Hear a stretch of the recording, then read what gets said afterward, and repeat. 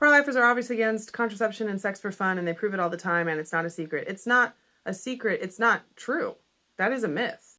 Look at any statistics about how many Americans say they're pro-life versus pro-choice, and then look at any statistics about how many Americans say that birth control is morally acceptable. Or look at statistics about how many Americans use birth control. Any of the math you do will show that the majority of pro-life people not only think that birth control is acceptable, but use it themselves.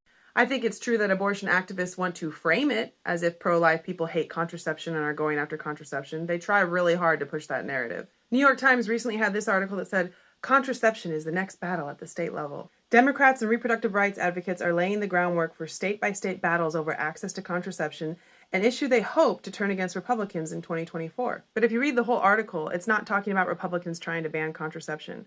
It's talking about Democrats trying to codify a right to contraception in state constitutions, and Republicans largely not going with this symbolic gesture. From the same article, polls have consistently shown broad bipartisan support for access to contraception. And while Republicans may not be eager to enshrine a right to it in federal law, neither do they generally want to ban it. One Republican strategist explained, most Republicans saw this as a political vote, not really a serious vote.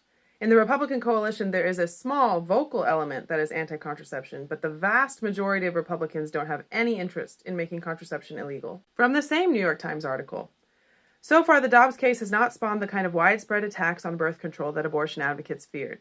In fact, access to contraception has been expanded in a handful of red states. In Indiana, the government signed legislation allowing pharmacists to prescribe birth control. In West Virginia, the governor signed a bill requiring insurance plans to cover 12 months' supplies of contraceptives from pharmacies. In Arkansas, Governor Sarah Huckabee Sanders signed legislation requiring Medicaid to cover intrauterine devices and other long-acting reversible contraceptives for women who have just given birth.